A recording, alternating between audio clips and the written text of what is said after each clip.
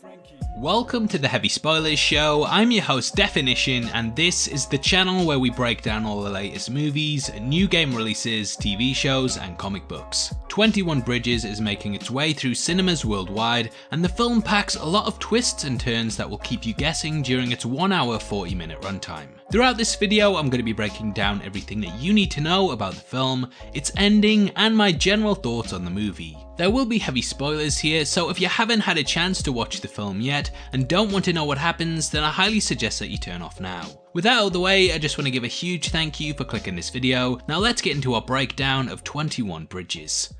Okay, so personally I think the movie should be called 21 Dead Cops because damn, this film does not hold back on the body count at all. From the off, the film operates in moral shades of grey, and every character in the movie has a darker side to them and a relatability that makes the characters far more realistic and grounded than in the typical crime thriller that we normally get. This is exemplified by our protagonist, Andre Davis, who is played masterfully by Chadwick Boseman. Davis pretty much inherited the role of a policeman from his father, who was killed in the line of duty after trying to apprehend 3 criminals that turned on him during the arrest. This has vastly shaped Davis, and throughout his career he has operated with a shoot first, ask questions later mentality in order to not make the same mistakes as his dad. This has brought him into an internal affairs investigation, and it's also this reputation as a gun with a badge that means he becomes a key player in the plot ahead. The movie really kicks off during a botched robbery with characters Michael and Ray, both of whom have been hired to steal 30 kilos of coke for a drug dealer.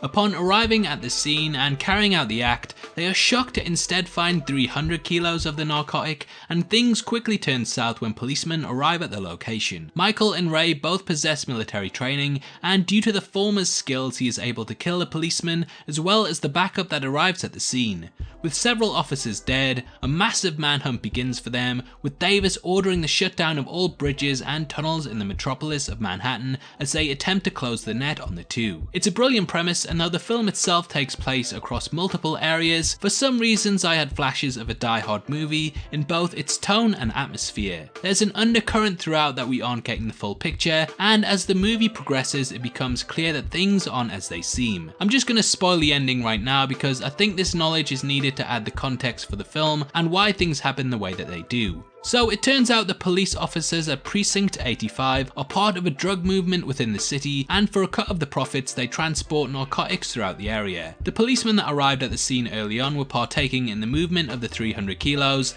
and they and Michael and Ray just happened to be in the wrong place at the wrong time. Captain McKenna of the 85, played by J.K. Simmons, just wants the entire mess cleaned up before the operation is unearthed, and luckily for him, Davis, who tends to kill without questions, is at the scene, and thus he tasks him with bringing in the two. So it seems like it's all going to be okay, right?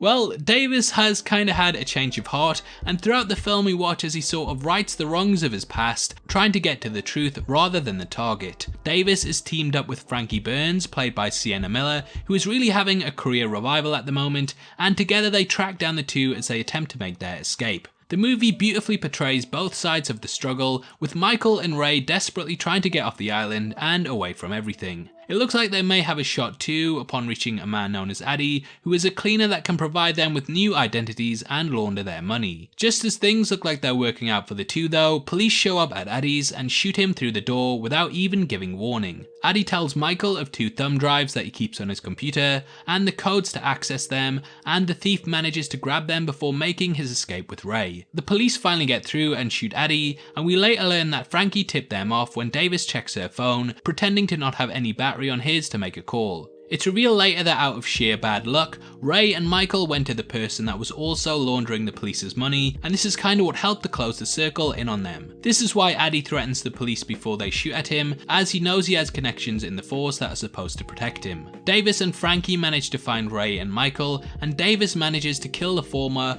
almost stopping Michael, who takes Frankie hostage and escapes.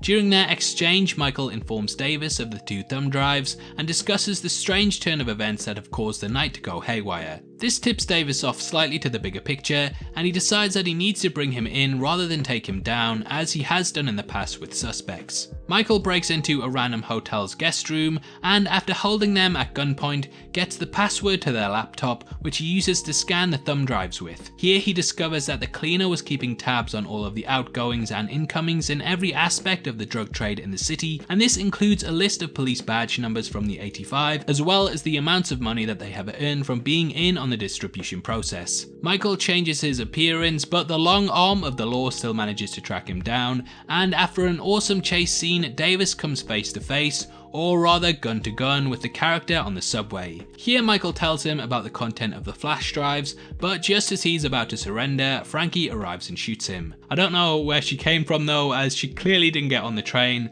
Like you could see the front and the end of it, and yeah, she clearly wasn't on it as it left. Look, never mind, it's a movie. Frankie blames her poor judgment on the fact that she couldn't see him, and let's face it, this guy is responsible for the death of many of her co-workers. Davis checks her phone like I said earlier, and later on in the movie there's lip service paid to the fact that he also checked the drives and made the info on them public before going to confront McKenna at his house. This is where we learn that the police arrived at the drop-off that Ray and Michael were robbing, and that this entire movie was basically McKenna trying to cover up the conspiracy whilst also avenging the death of his friends. He says that the police are pretty much protecting a city that hates them, and that due to the pay that they get, it's difficult to keep roofs over their families' heads without making a bit on the side. He asks Davis to look the other way, saying that if he doesn't, he will always be looking over his shoulder due to ratting out fellow officers, but Davis refuses, saying that he'd rather look the devil in the eye, and just as it looks like he's about to take McKenna in, his co-workers arrive and start shooting at the character. This is a brilliant shootout, but yeah, there's more dead cops because it's not like this movie had enough already,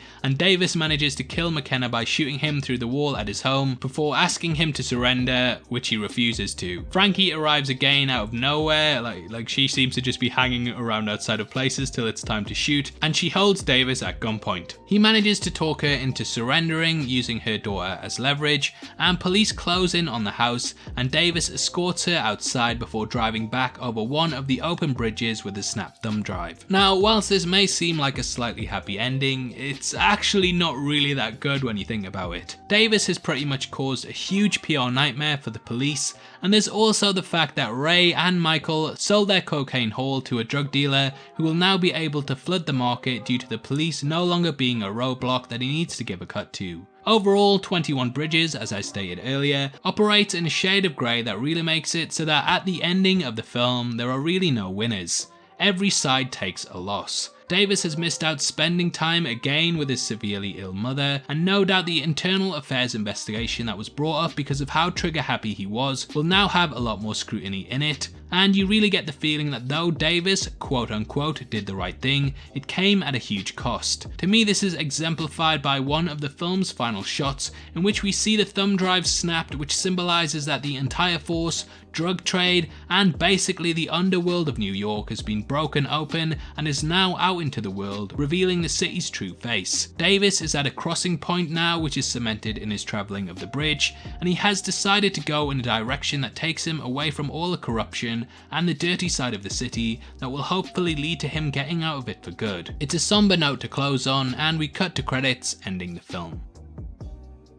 But what did I think of 21 Bridges overall? Well, though 21 Bridges is getting pretty bad reviews, currently sitting at 46% on Rotten Tomatoes, I really enjoyed the film. There are some loose threads that I would have liked to have seen resolution to, such as the IA investigation and his absence from his mother, but other than that, the film is really well made. It's got a great pace to it, and all of the performances, most notably Chadwick Boseman and Sienna Miller, provide a gravitas for the work that makes this feel like one of the grittiest cop dramas that we've seen in years. The Russo brothers have their names all over the marketing of this, but I'm not sure exactly how much they actually had to do with the work, as it feels very alien to their typical projects. That's not to say it's bad either, and they have clearly brought together a tight script and style that means this is a great, thrilling watch.